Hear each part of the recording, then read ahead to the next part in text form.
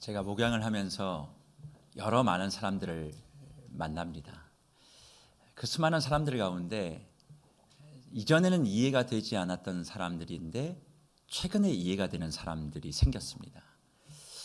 목양을 하고 또 신방을 가다 보면 가정 가운데 많은 화분을 기르시는 분들을 만나게 되고, 그런 분들 가운데 목사님, 오늘 아침에 일어날 때 제가 쟤들하고 이야기를 나눴어요. 쟤들이 이런 이야기를 하더라고요. 쟤들이 얼마나 예쁜지 몰라요. 제게 말을 걸어와요. 그렇게 말씀하시는 분들을 보면 예전에는 왜 그럴까?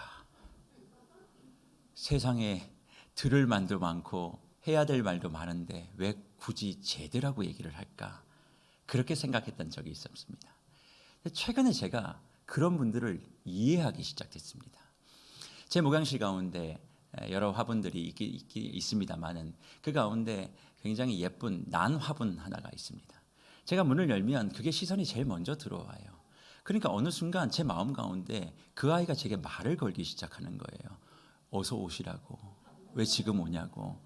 새벽 4시에 들어가도 왜 지금 오냐고 그러는 것 같아요. 그러면 저는 얘기하죠. 너 잘 있었냐고. 너 참 예쁘다고. 뭐 이렇게 얘기를 하면서 제가 점점 나도 그렇게 돼가는구나. 그런 생각을 하게 되어져요. 그래서 곰곰이 생각해 봤죠. 왜 그럴까? 이전에는 그런 걸 봐도 별로 느낌도 별로 없고 그냥 살기에 바빠서 그런가? 이런저런 생각하다가 이런 생각을 한 거죠. 그때의 그 화분과 대화를 한다라고 했던 성도님들은 그 화분 하나하나에 의미를 부여하고 계시는 건 아닐까? 마치 나의 자녀와 같이, 나의 자식과도 같이 그 하나하나의 사랑을 담고 의미를 담기 때문에 그가 나에게 말을 걸어오는 것 같고 나도 그에게 말할 수 있는 그런 상태가 되었다라고 말하는 것이 아닌가 생각해 봐요. 결국 무언가를 소중히 여긴다, 또 무언가에 대하여 축복을 한다, 또 무언가를 사랑한다라고 하는 것은 그가 가지고 있는 의미가 어떠냐에 따라서 결정되는 것이고, 그 의미에 따라서 우리의 삶 가운데 보이지 않았던 것을 볼 수 있는 그 힘이 생긴다, 그렇게 생각하게 되었습니다. 그런데 이런 마음을 2000년 전에 예수님이 가지셨던 것 같아요. 예수님이 이런 마음들을 가지시고 가르쳐 주셨는데 뭘 가르쳐 주셨냐? 세상에 수많은 사람들이 있지만 그 가운데 하나님을 사랑한다라고 따랐던 수많은 제자들에게 너희에겐 특별한 사랑이 있어. 너희에겐 하나님의 사랑이 깃들어 있는 특별한 존재야. 세상에 많은 사람들이 있지만 너희는 하나님의 사랑 때문에 사랑스러운 존재, 소중한 존재임을 인식시키며 산상수훈의 말씀을 이어가십니다. 너희가 지금까지 여기까지 온 것은 하나님의 언약 백성으로서의 그 언약 때문에, 언약의 축복 때문에 그렇게 된 거야. 하나님께서 너희의 모든 삶을 형통하게 하셨기 때문에 그렇게 된 거야. 그러니 너희가 천국의 백성, 예수의 제자, 성령의 사람으로서의 삶을 살며 특권을 누리는 것은 다른 것이 아니라 하나님의 사랑이 너희의 머리부터 발끝까지 임하여져서 너는 특별해, 너는 소중해, 너는 나에게 귀해 라고 하는 하나님의 특별한 사랑이 있기에 너희의 모든 삶의 여정이 다른 사람과 차별되어지는 인생을 살게 되는 것이고, 그 차별된 인생을 살기 위하여 이런 것이 너희에게 지켜졌으면 좋겠다라고 풀어지는 것이 마태복음 5장, 6장, 7장에 나오는 산상수훈의 말씀이라 할 수 있겠습니다. 그러니 저와 여러분들이 사람들과 달리, 이 세상의 사람들과 달리 특별한 존재로서의 삶을 살아갈 수 있는 건 뭐 때문이에요? 하나님의 사랑 때문에 그런 거예요.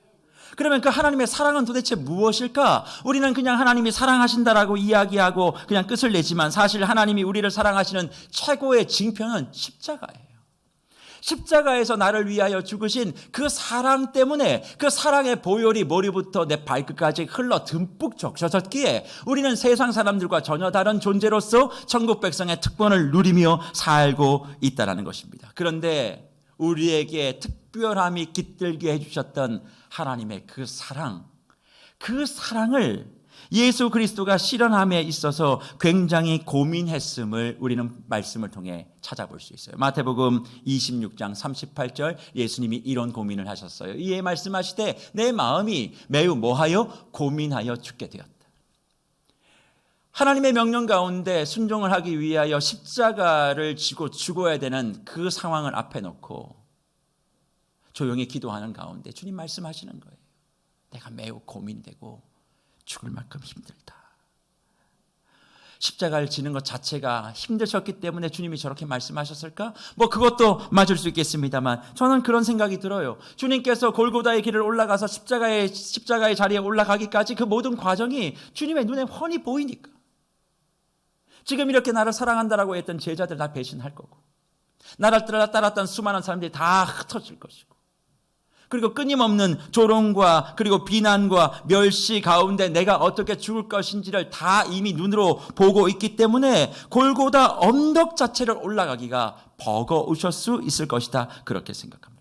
물론 많은 사람들은 목사님 어떻게 그럴 수 있습니까? 예수님은 완전한 분 아니십니까? 예수님은 참 하나님이시고 참 사람이신데 그런 거 걱정하지 않고 하나님 명령하셨으니까 기계적으로 무조건 딱딱딱 순종하셨겠지요? 아니죠.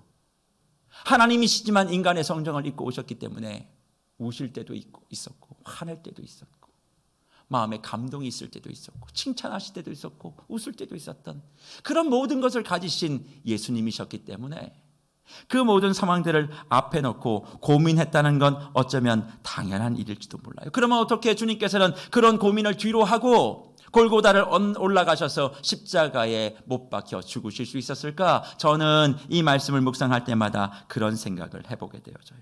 그냥 기계적인 순종이 아니라 골고다의 언덕을 올라가게 되어지면 내 뒤를 따르는 내가 사랑하는 나의 백성들, 나의 제자들, 모든 인생이 다 골고다 언덕 같을 텐데, 이 세상에서 전투하며 살아가야 되는 모든 인생이 피를 뿌리지 않고선 살 수 없는 골고다 언덕과도 같은 그런 고통일 텐데, 그런 골고다 언덕을 올라가는 나의 백성들에게, 나의 자녀들에게 내가 먼저 발자국을 찍어주겠다. 그리고 그 모습을 바라보며 그 발자국을 그냥 딛고 올라올 수 있도록 하기 위하여, 그리고 먼저 가셔서 골고다 위에 십자가를 지시고 못 박히시고 난 다음, 십자가의 죽음이 끝이 아니야. 십자가의 죽음 위에는 영광스러운 부활이 있어. 예수 그리스도를 바라보며 이 세상의 골고다의 언덕을 올라가고 있는 우리에게 환한 미소, 승리의 미소. 지금 네가 걸어오는 그 길은 참혹하다고 생각할지 모르지만 내가 내었던 발자국을 네가 같이 밟아 이 자리에 올라오면 여기는 부활이 있어, 여기는 승리가 있어, 여기는 네가 생각하지 못했던 놀라운 행복이 있는 거야. 그러니 골고다의 언덕길을 걸어오고 있는 수많은 나의 자녀들이여, 포기하지 말고 이 길을 올라 나와 함께 부활의 기쁨과 부활의 능력을 경험하고자 하기 위하여 주님께서는 골고다의 언덕을 순종하여 오르시고 십자가를 지시며 부활의 영광이 무엇인지를 우리 앞에 펼쳐 놓아 주신 줄 믿습니다. 마치 이런 마음도 있지 않으셨을까요? 네가 천국에 없는 것보다 내가 죽는 게 나아. 내가 죽어 네가 천국에 있을 수 있다면 난 죽을 수 있어. 너의 행복을 위해서라면 내 몸과 내 살을 찢어낼게. 그런 마음을 가지고 우리의 사랑을 십자가 위에 담아 두셨다, 저는 생각합니다. 그런데 그 사랑, 그 십자가의 사랑의 의미를 주님께서는 산상수훈을 통해 이미 말씀하고 계세요. 도대체 그러면 주님, 십자가의 사랑의 원리가 도대체 무엇입니까? 그 사랑을 어떻게 이해하면 되겠습니까? 그런 것들을 미리 하시고 주님께서는 그 사랑의 의미를 오늘 우리가 읽은 산상수훈 말씀 가운데 풀어주시는데 무엇을 들추어 내시며 말씀하십니까? 들에 있는 백합화를 보라. 그걸 보면 나의 사랑을 알게 돼. 들에 있는 풀을 봐라. 들풀을 바라보면 내가 너희를 얼마만큼 사랑하여 기르고 채우고 입히는지를 알게 될 것이다, 그렇게 말씀합니다. 도대체 백합화를 보면 어떻게 하나님의 사랑을 알 수 있을까요? 들에 피어 있는 풀 한 포기를 보면 어떻게 우리는 그 하나님께서 우리에게 주시는 그 사랑의 의미를 알 수 있는 것일까? 주님은 이렇게 말씀하시며 백합화와 들꽃 가운데 깃들어 있는 하나님의 사랑을 주목할 것을 우리에게 도전합니다. 오늘 본문 마태복음 6장 29절 이렇게 말씀하시죠. 그러나 내가 너희에게 말하노니 솔로몬의 모든 영광으로도 입은 것이 이 꽃 하나만 갖지 못하다, 그렇게 말합니다. 하나님의 사랑을 설명하고 계시는 우리 예수님께서 백합화를 봐. 그런데 그 백합화는 뭐예요? 솔로몬의 모든 영광으로도 입은 것보다 못하다. 더 쉽게 설명하면 솔로몬이 입은 옷보다 이 백합화와 들의 꽃이 더 아름답고 영광스럽다, 그렇게 이야기하는 거예요.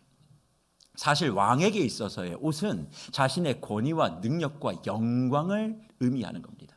그러니까 왕들의 옷은 다 화려해요. 그러니까 그 화려함보다 들에 펴있는 꽃이, 백합화가 훨씬 더 예쁘고 훨씬 더 소중하고 훨씬 더 아름답다는 것을 이야기하는 거죠.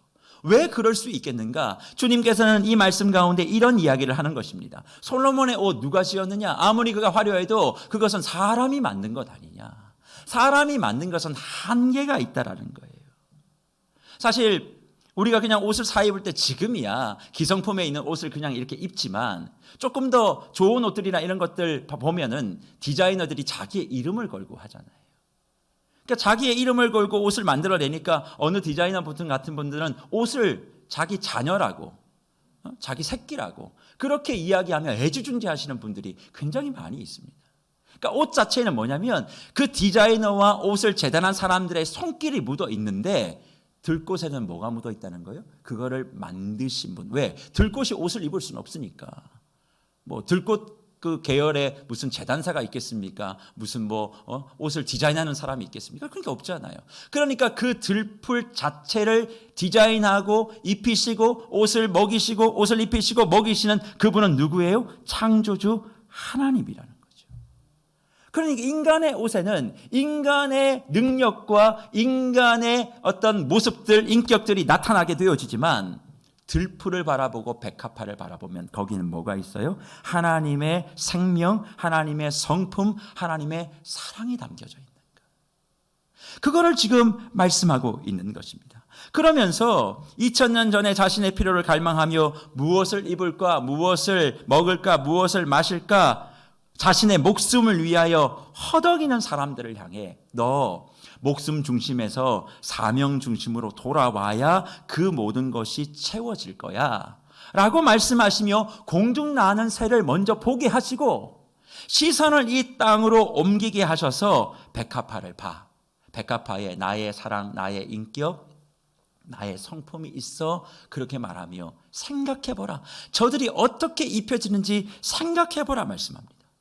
저 꽃이 어떻게 씨가 거기에 묻혀서 뿌리를 내고 그리고 싹을 내며 그리고 꽃대를 내며 거기에 꽃을 피워내는지, 생명이 움트기까지 얼마나 많은 바람과 햇볕과 비와 공기가 공급되었는데 그 모든 것 다 나의 사랑 때문이었어.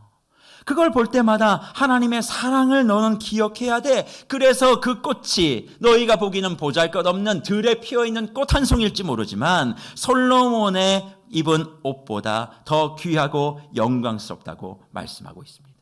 주 안에 사랑하는 무별 여러분, 왜 하나님은 그러면 하나님의 사랑을 이야기하고 무엇을 먹을까, 무엇을 입을까, 무엇을 마실까 염려하며 따라다니는 주의 제자들에게 들꽃이 자라가고 입히는 것을 한번 생각해 보라고 하실까요? 그것은 다른 것이 아닙니다. 너희의 삶의 필요, 너희의 삶에 먹을 것, 입을 것, 마실 것을 해결하기 위하여 하나님을 찾고자 한다면 너희가 선행적으로 해결해야 될 조건 하나가 있다는 거예요. 그 조건은 무엇이냐? 하나님의 사랑을 깨닫고 우리 각자가 다 하나님의 사랑을 받는 소중한 사람인 것을 인식하는 것으로부터 모든 문제가 풀어짐을 말씀하고 있습니다. 내가 어떤 형편에 있고 어떤 자리에 있다 할지라도 하나님의 사랑으로 감싸져 있다면 그는 하나님의 사랑을 소유한 소중한 존재라고 하는 것을 분명히 인지해야 된다는 거예요. 들풀도 하나님의 사랑이 함께하니까 저렇게 아름답지, 하물며 너희냐. 너희는 하나님의 사랑이 언제나 머금어지고 있는 그런 나의 형상을 입은 사람들이 아니냐. 그러니 너희의 삶에 너 자체의 존재를 우습게 생각하지 마. 무엇을 입을까, 무엇을 먹을까, 무엇을 마실까의 문제 해결하고 싶어? 그러면 네가 하나님의 사랑을 받고 있는 자라고 하는 확실한 인식을 먼저 가져야 나머지를 내가 채워줄 수 있어. 그렇게 말씀하시며 들에 피어있는 백합화와 불풀을 들꽃을 보라고 말씀합니다. 사실 많은 사람들은 이렇게 묻습니다. 내가 왜 태어났는지 모르겠다고. 도대체 내가 여기 왜 있어야 되는지 모르겠다고. 내가 태어날 때 아빠를 선택한 적이 없다고. 엄마를 선택한 적이 없고 난 이 집안을 선택한 적이 없다고. 선택권은 하나도 없는데 나에게 책임만 지어준다고 그렇게 아우성되고 있는 자녀들을 많이 보셨을 거예요. 근데 주로 이런 반항 아닌 반항은 주로 언제 하죠? 사춘기 때 합니다.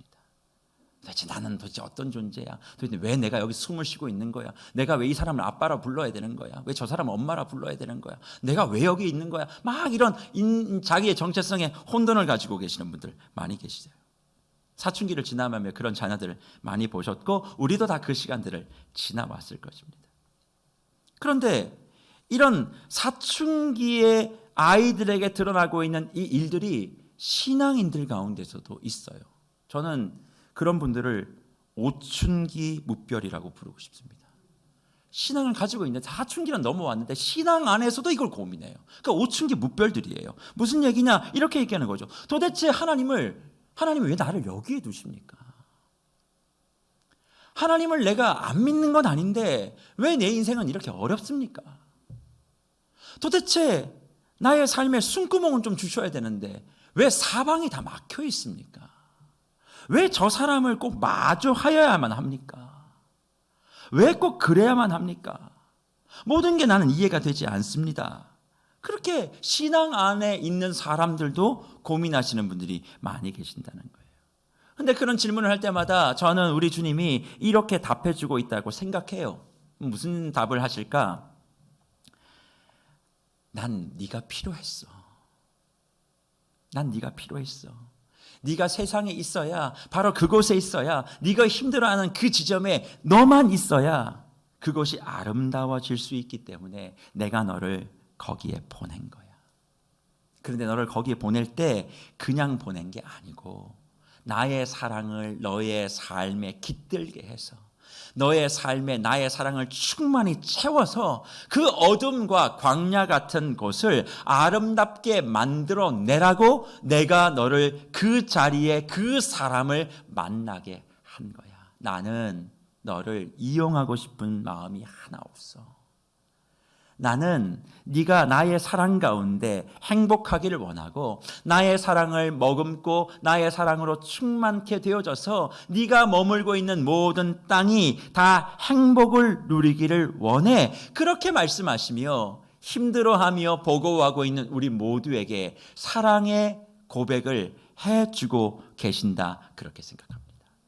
그래서 하나님께서 저와 여러분을 창조하시고 무슨 말씀을 하셨는 줄 아세요? 창세기 5장 2절에 이렇게 기록합니다. 남자와 여자를 창조하시고 그들을 창조되던 날에 하나님이 그들에게 뭘 주시고? 복을 주시고 그들의 이름을 사람이라 일컬으셨다. 그렇게 말씀합니다.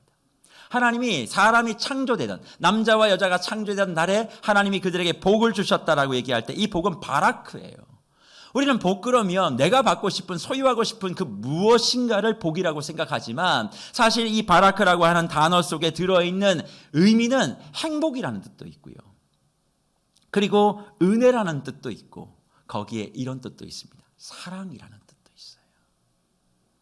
그러니 남자와 여자가 창조되던 날에 하나님이 그들에게 사랑을 주시고 사랑을 주셔서 불렀던 이름이 뭡니까? 사람이라 일컬으셨다. 그렇게 얘기하는데 그 사람의 히브리 말은 우리가 잘 알고 있는 아담이에요.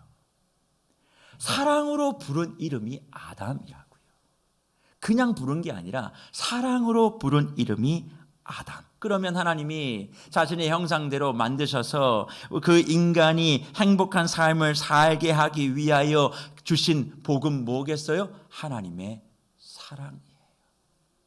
그 사랑이 우리를 행복하게 만들 수 있다는 거예요. 내가 입고 있는 옷이 화려하다고 내 인생이 행복해지는 게 아니고 내가 살고 있는 집이 엄청나게 크다라고 해서 내가 행복해지는 것이 아니라 거기에 뭐가 있어야 돼요? 하나님의 사랑이요. 그래서 정서가 안정된 사람, 사랑받고 자란 사람이에요. 여기 아마 자녀들 결혼시키려고 하시는 분들 많이 계실 텐데 다른 것 보지 마세요.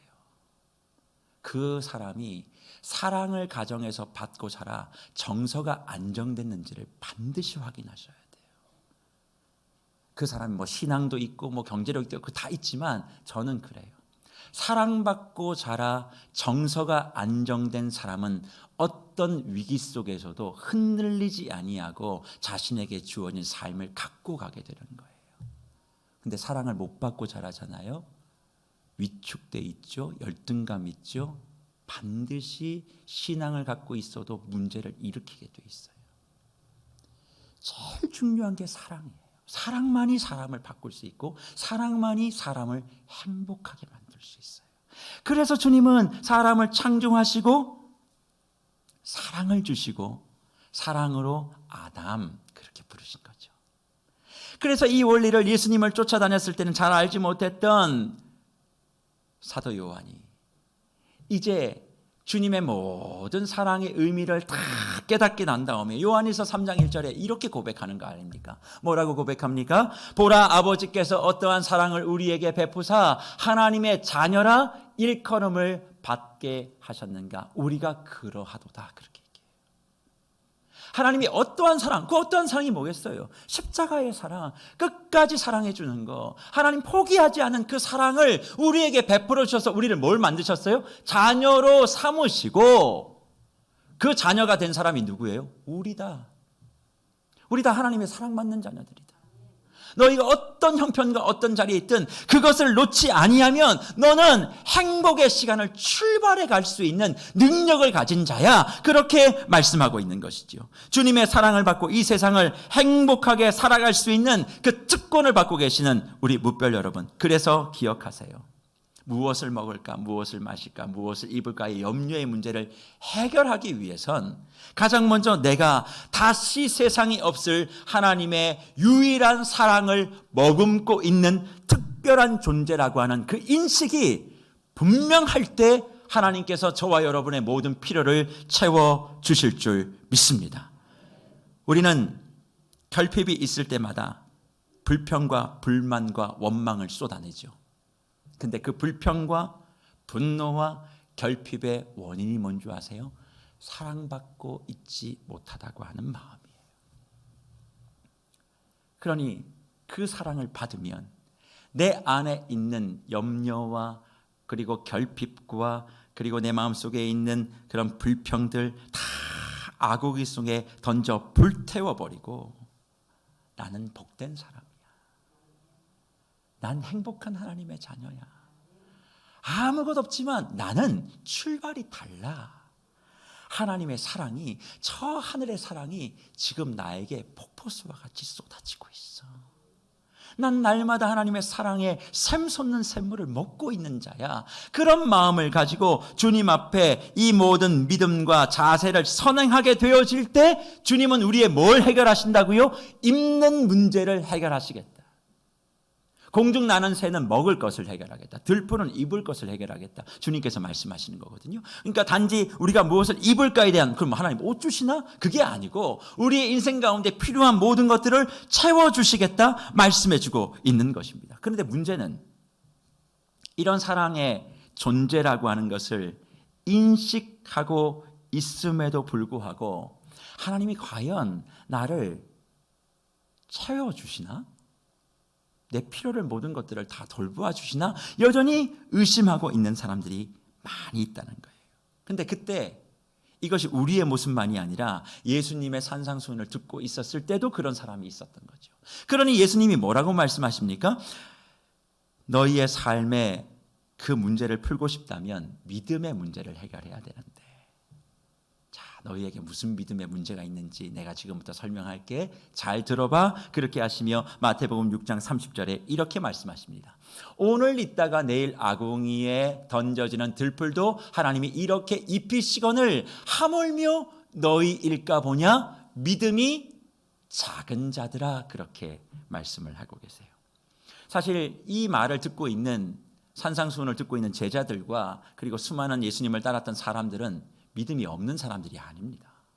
믿음이 있으니까 따라와서 예수님의 말씀을 듣겠지요. 그런데 주님은 뭐라고 말씀하세요? 믿음이 적다고 얘기합니다. 그럼 우리는 이렇게 생각해요. 아, 믿습니다를 적게 했구나. 주님이 말씀하실 때 아멘을 좀 크게 안 했구나. 그러니까 아유, 좀 크게 좀 하지. 예수님 좀 들을 만큼 믿습니다. 아멘. 그러면 주님께서 그래, 믿음이 큰 자들아, 내가 너희를 다 해줄게, 이렇게 하면 심플하게 끝날 텐데 그들이 그렇게 외치지 않아서 우리가 이런 얘기를 들어야 돼? 라고 생각하시는 분들이 있을 수 있어요. 허나 이 말은 그런 얘기가 아닙니다. 믿습니다가 적었다라는 것도 아니고 아멘 소리가 적었다는 것도 아니에요. 그럼 도대체 믿음이 적다라고 하는 이 말이 뭐냐? 너희의 믿음의 방향이 잘못됐다는 걸 이야기하는 거예요. 너희의 믿음의 방향이 잘못됐다는 겁니다. 그러면 이들이 갖고 있었던 믿음의 방향은 어떤 것일까요? 다른 게 아닙니다. 하나님 자체를 믿는 것이 아니었어요. 하나님의 성품과 하나님의 사랑과 그의 인격을 믿는 것이 아니라 하나님의 손에 들려있는 축복, 하나님의 손에 들려있는 그 선물에 주목하고 어떻게 그 선물을 받기 위하여 내가 해야 될까에 대한 그런 믿음을 갖고 있었기에 주님은 너 믿음이 적은 자야, 그렇게 말씀하는 거죠. 더 쉽게 설명하면 자녀들이 아빠를 존경하고 사랑하는 마음이 없지만 용돈이 궁한 거예요. 아빠의 구두를 막 닦아주는데 사랑으로 닦는 게 아니라 돈 벌려고 닦는 거예요. 정말 이분을 사랑하고 존경해서 내 마음을 다해서 그렇게 하는 것이 아니라 내 필요, 그러니까 닦아놓고 줘 빨리. 아니 왜 어제는 좀 더 주더니 오늘은 왜 또 줄었어? 내가 한 행위에 대한 그것을 믿음으로 생각하고 그걸 통하여 뭔가 보상을 받는 이런 믿음을 갖고 있었던 믿음의 방향이 있었기 때문에 그 사람들을 향해 주님은 뭐라고 말씀하시는 거예요? 믿음이 적은 자라, 그렇게 말씀합니다. 그러니까 이 믿음이 적다라고 하는 것은 내가 주님을 의지하는 그것도 포함이 되겠습니다만, 의지하는 그 힘이 떨어지는 것도 포함이 되겠습니다만, 저는 이런 생각을 하게 되는 거죠. 확률의 믿음. 확률의 믿음이라는 게 뭘까요? 다른 게 아니에요. 하나님 자체를 신뢰하지 못하니까 자꾸 내가 뭘 하려고 하는 거예요. 그러니까 확률을 높일 수 있는 방법을 찾는 거죠. 아빠에게 용돈을 받을 수 있는 본이 뭘까? 구두도 좀 닦아야 되고, 뭔가 아빠 앞에서 오늘은 괜히 멋있다고 한번 얘기도 좀 해주고, 뭐 이렇게 별로 존경하지 않는 것 같지만 존경한다고 말도 좀 써주고. 그러니까 그 모든 것들이 뭔가를 얻어내기 위한, 그러니까 자꾸 뭔가를 얻기 위한, 확률을 높이기 위한 행위를 갖는 것, 그것이 바로 믿음이 적은 자라고 얘기할 때 그 내용이죠. 그러니까 이런 확률적 믿음을 가지고 있으면 뭐가 생겨요? 염려가 생겨요. 왜요? 내가 이만큼 했는데 이걸 안 받아주면 어떡하지? 또 내가 이걸 안 했으니까 안 주나? 그러니까 늘 내가 뭔가 하고 안 하고를 가지고 내 마음이 왔다 갔다 하는 거예요. 그냥 아빠는 나를 사랑하실 거야. 아빠는 나의 모든 필요를 채워주시는 분이야. 이전에도 그러셨어. 아빠는 나를 사랑하니까. 그냥 그 믿음을 가지고 있으면 어차피 아빠는 다 해주게 돼 있어. 이런 믿음을 가지면 편안하게 잠을 잘 텐데 오늘 어떻게 하면 아빠한테 좀 예쁘게 보일 수 있을까? 이런 마음을 가지고 했는데 사실 아빠도 사람이라 그때 기분이 좀 다르거든요. 오늘 좋았던 게 내일 안 좋을 수도 있어요.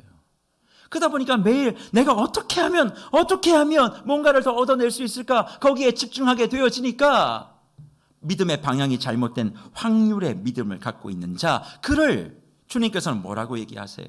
믿음이 적은 자다, 그렇게 얘기하는 거죠. 그러면 믿음이 적다라고 하는 그 말은 너희가 믿음이 큰 자가 되어야 된다는 걸 의미하지 않겠습니까? 믿음이 큰 자가 되어지면 하나님께서 너희의 모든 필요한 것들을 채우시겠다 말씀하고 있는 것이 아닐까요? 그러면 믿음이 크다라고 하는 말은 도대체 무엇일까? 여기서 믿음이 작다라고 했던 그 단어는 헬라어 말로 올리고 피스토스예요. 제가 이걸 학교 다닐 때 이렇게 외웠거든요. 믿음이 작아. 그러니까 믿음을 좀 끌어올려야 돼. 올리고. 제가 그렇게 외웠다고요. 올리고, 자, 올라진 그 믿음이 떨어지면 안 되니까 피스를 박아야 돼. 피스톡스. 그렇게 외웠어요. 그러니까 제가 왜 이런 말씀을 드리냐면 나중에 이 구절 나오면 그 헬라어가 올리고 피스를 톡 박는 거야. 올리고 피스토스란 말이야. 이 한마디만 하면 우와 그럴 거예요. 우리 세계로 성도님들 어디 가서 좀 우와의 소리 좀 들어보시라고 제가 이렇게 가볍게 한번 말씀드려요. 근데 그 올리고 피스토스라고 하는 그 원래 뜻이 뭐냐면 그 존재에 대한 신뢰가 부족하다라는 뜻이에요. 내 믿음의 행위가 부족하다는 게 아니라 그 존재에 대한, 존재 자체에 대한 믿음과 신뢰가 부족하다라고 하는 의미를 가지고 있는 것이지요. 그러면 작은 믿음이 그거라면 큰 믿음은 뭐겠어요? 존재에 대한 믿음을 확고하게 갖는 거예요. 확률적 믿음으로 내가 무언가 행위를 통하여 내가 뭔가 이걸 했으니까 이게 큰 믿음입니다. 이게 아니라 그냥 사랑 믿음이에요. 확률 믿음이 아닌 사랑 믿음. 하나님 나 사랑하셔. 그걸 믿는 거예요. 우리는 큰 믿음이라고 하면 오해를 많이 해요.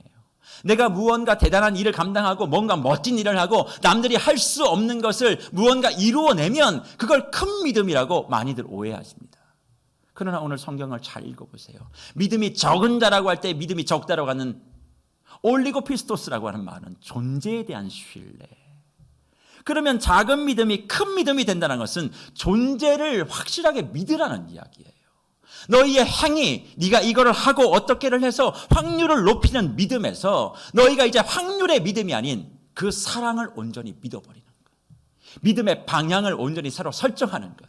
그로 말미암아 너희가 큰 믿음이 되어지면 하나님 앞에 너희의 필요한 모든 것들이 다 채워지고 열어질 수 있는 은혜를 허락해 주시겠다 주님께서 약속해 주시는 것입니다.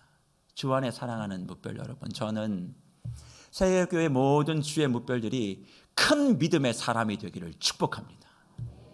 여기서 말하는 큰 믿음은 무언가를 내어놓고 희생하고 헌신하고 무언가 남들이 하지 못하는 압도적인 뭔가 믿음의 어떤 표현들과 행위들을 하라는 이야기가 아니라 난 세상에서 가장 행복한 사람이야. 하나님이 나를 너무 사랑해. 하나님께서 나의 모든 생각부터 나의 모든 삶을 사랑하고 있고 나의 삶에는 그 사랑이 깃들어져 있어. 그거를 인지하고 그것을 고백하며 그것을 하나님 앞에 감사함으로 올려드리는 그 사람이 어떤 사람이요? 믿음이 큰 사람이라고요. 그러니 하나님의 그 큰 사랑을, 하나님의 사랑을 늘 인지하고 살아가니까 뭐가 안정이 되어져요? 정서가 안정이 되어지는 거예요. 그리고 내 인격이 다듬어지기 시작하는 거예요. 그럼 무슨 일이 벌어지는 줄 아세요? 판단과 분별이 정확하게 되어지고 할 말과 하지 않아야 될 말이 구분되어지게 되어 있어요. 인생 살아가면서 말 한마디만 잘해도 천냥빚을 갚는데요. 그러니 그 사랑에 반응하고 그 사랑을 인식하고 그런 큰 믿음을 가지고 정서의 안정과 평안과 여유를 가지고 내 지금의 상황들을 바라보며 선택하고 결정하고 행동하고 말하고 나아가는데 왜 우리의 인생의 삶에 결핍과 궁핍이 가득하겠냐고요. 그러니 하나님은 그런 사랑을 받고 있는 자, 그 사랑을 인지하며 큰 믿음으로 반응하는 그 사람을 걱정하지 마. 내가 너의 모든 필요를 다 채워줄게. 그렇게 말씀해주고 있다는 사실입니다. 그러니 주 안에 사랑하는 뭇별 여러분, 이제 믿음의 확률 게임판은 이제 그만 돌리세요. 내가 이걸 했으니까 하나님 이거 주실 거야. 하나님 이거 안 했으니까 나 복 안 주시겠지? 그런 믿음의 확률판에서, 이제 믿음의 확률판에 말과 같은 그런 자리에서 이제 나오세요. 우리는 확률판, 게임판 위에 올라가 있는 말들이 아니에요. 우리는 하나님의 소중한 존재고 하나님의 사랑을 이 땅 가운데 흘려보내어 이 세상을 비추어야 될 하나님의 사명자라는 것을 꼭 기억하시기를 바랍니다. 그 사명만 사랑 안에서 회복하면 하나님께서 우리의 모든 필요를 다 채우시고 우리의 삶의 여정들을 친히 인도해 주신다라고 약속하고 계세요. 주님을 믿는다라고 하면서도 그 확률판 위에 여전히 올라 있으니까 염려와 근심이 가득한 것 아닙니까? 믿음의 행위를 가지고 받을 축복을 먼저 기억하니까 거기에 무슨 평안이 있고 즐거움이 있겠어요? 그러니 늘 주님을 부르고 주님을 사랑한다라고 따라가지만 결국 주님께서 받을 수밖에 없는 평가는 너 믿음이 적은 자다. 내가 그렇게 너를 사랑하는 걸 아직도 모르냐? 내가 너를 위하여 어떻게 살아왔고 어떻게 지금도 역사하는지 아직도 모르고 있느냐? 그렇다면 네가 무엇을 하든 너는 믿음이 작은 자, 결국 염려와 근심 속에 살아갈 수 없는 자 밖에 없는 자, 네 힘으로 살다 보니까 아무것도 열리지 않는 자. 그러나 그 사랑을 알고 큰 믿음을 소유하면 염려와 근심과 걱정들이 다 사라지고 주님이 풀어주시고 열어가시는 것들을 네가 체험하게 될 거야. 너 믿음이 큰 자여 하나님의 사랑 안에 회복되어 일어나라 우리에게 도전하고 있는 줄 믿습니다. 그렇다면 어떻게 작은 믿음에서 큰 믿음으로 믿음의 방향을 올바르게 가져 하나님께서 채우시고 모든 것을 열어주시는 이 천국 백성의 형통한 삶을 내 것으로 만들 수 있을까? 저는 그 해답이 시편 77편 9절과 12절에 하나님이 제시해 주고 있다고 생각합니다. 시편 77편 9절과 12절 이렇게 기록하지요. 하나님이 그가 베푸실 은혜를 잊으셨는가? 노하심으로 그가 베푸실 긍휼을 그치셨는가 하였나이다. 또 내가 말하기를 이는 나의 잘못이라 지존자의 오른손에 해 곧 여호와의 일들을 기억하며 주께서 옛적에 행하신 기이한 일을 기억하리이다. 또 주의 모든 일을 작은 소리로 읊조리며 주의 행사를 낮은 소리로 되뇌이리다. 그렇게 고백합니다. 시편 77편의 시인은 아삽입니다. 어떤 일이 있었는지 모르지만 오늘 본문의 말씀들을 읽어가다 보면 뭔가 마음속에 불안과 근심이 가득했던 것 같아요. 그러니까 9절 말씀에 하나님이 그가 베푸실 은혜를 잊었나? 혹시 내가 뭐 좀 잘못해서 하나님 나한테 화를 내시나? 그래서 내게 이런 일이 생겼나? 왜 우리 그런 거 있잖아요. 뭔가 일이 좀 잘못 안 되면 순간 나 뭐 잘못했나? 하나님 그래서 나한테 뭐 이렇게 심판하시는 거야? 막 그렇게 생각하시는 분들 계세요. 제발 부탁드려요. 내 자녀가 나한테 뭐 잘못했다고 애 병실에 눕히지 않습니다. 막 약 먹일까요? 네? 어디 하나 부러뜨릴까요? 그건 부모의 마음이 아니에요. 우리 주님 그런 분 아니세요. 자꾸 주님을 그렇게 오해하지 않으셨으면 좋겠어요. 그러니까 아삽도 그런 고민들이 있었다는 거예요. 그런데 그런 고민들이 있었을 때 그런 염려와 불안과 걱정 속에서 아삽이 탈출했던 키가 뭐냐? 11절이에요. 곧 여호와의 일들을 기억하며 주께서 옛적에 행하신 기이한 일을 뭐 하는 거예요? 기억하는 거예요. 여호와의 일을 기억하는 거, 주께서 옛적에 행하신 기이한 일들을 기억해내는 거. 이전에 하나님이 나를 사랑하여 주셨고 나를 보호해 주셨던 그것을 기억해내니까 자신에게 하나님이 얼마나 자신을 사랑하고 계시고 나는 사랑받는 존재이고 그로 말미암아 모든 염려를 뒤로하고 주님께서 나의 모든 길들을 열어가실 것을 내가 체험했다. 그걸 이야기하는 거죠. 그러니까 주의 모든 일들을 작은 소리로 읊조리며 계속 주님이 행하셨던 일들을 되뇌이며 노래했다. 그렇게 말합니다. 저는 이것을 그래서 이런 용어로 정의를 해봐요. 아삽이 염려와 걱정 속에서도 하나님의 기이한 일을 기억하며 다시 큰 믿음의 사람으로 모든 것이 형통함의 자리에 설 수 있었던 그 이유는 은혜 소환의 시간을 가졌기 때문에 그래요. 은혜 소환이에요. 은혜 소환이 있었기 때문에 그렇다. 지금은 하는지 모르겠습니다만 제가 TV를 보다가 그런 프로그램을 한번 보고 굉장히 종종 봤던 프로그램이 있는데 슈가맨이라고 하는 프로그램이 있어요. 그게 뭐냐면 예전에 흘러갔던 노래를 그 가수가 나와서 막 부르는 거예요.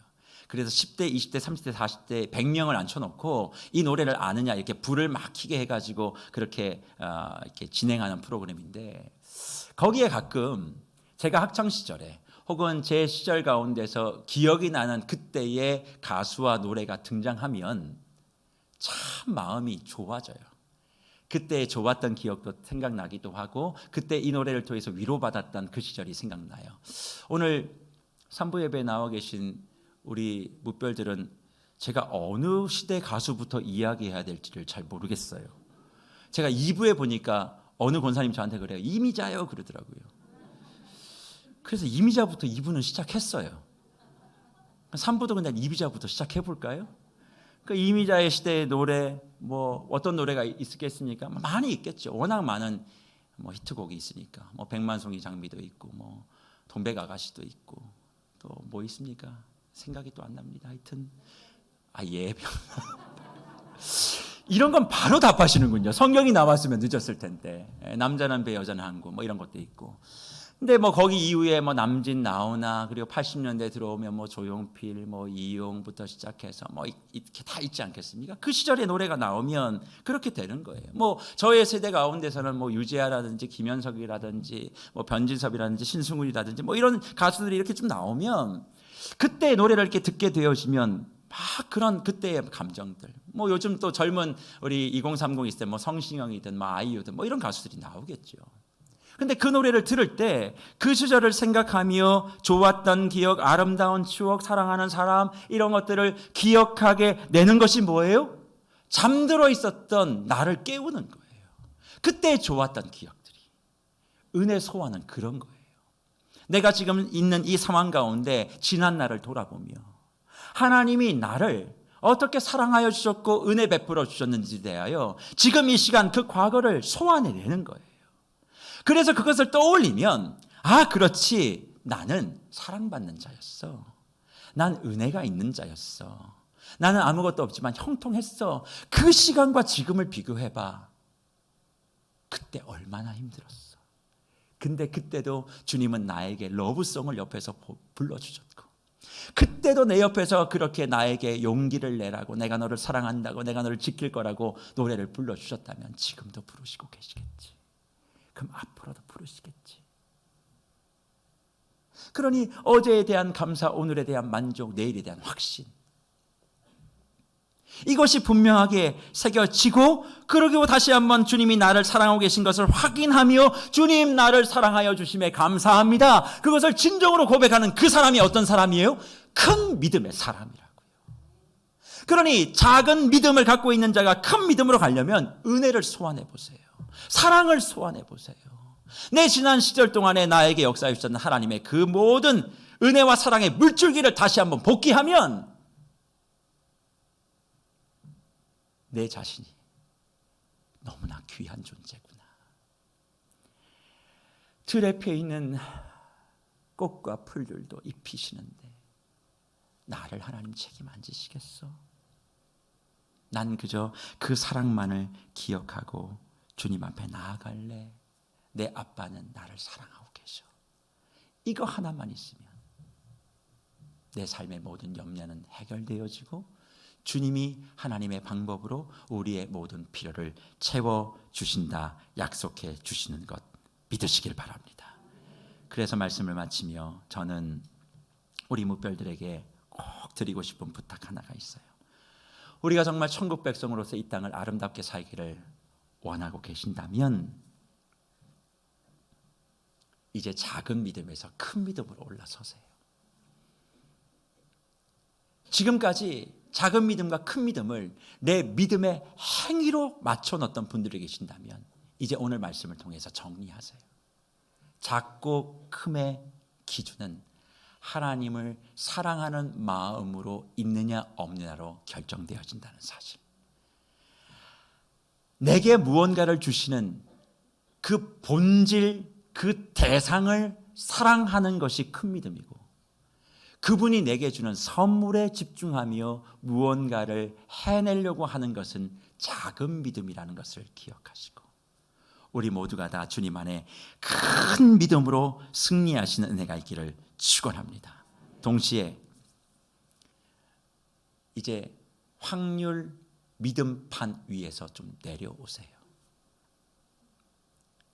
조마조마해하지 마시고 주님을 믿는다라고 하면서 늘 부도수표 껴안고 고민하지 마시고 확률 믿음이 아닌 사랑 믿음, 변함없는 하나님의 사랑을 믿고 나 책임진다, 내 자녀 책임진다, 내 사업 하나님 보호하신다, 흔들리지 마라, 염려하지 마라, 불안해하지 마라, 하나님이 어제도 오늘도 내일도 지키실 거야. 답답할 때 눈에 보이는 꽃들 바라보며 저것도 입히잖아. 하나님이 내 인생 안 책임지시겠어? 그런 마음을 갖고 주님 사랑합니다, 주님 내 손을 놓지 말아 주십시오 라고 찬송하며 나아가면 우리의 인생의 끝에 서 계시는 주님, 골고다 언덕의 끝에서 부활의 승리를 보여주셨던 주님, 저와 여러분들을 환하게 맞이하시고 우리의 삶의 모든 필요한 것들을 베푸실 만한 은혜와 자비로 충만하게 부어주실 줄 믿습니다.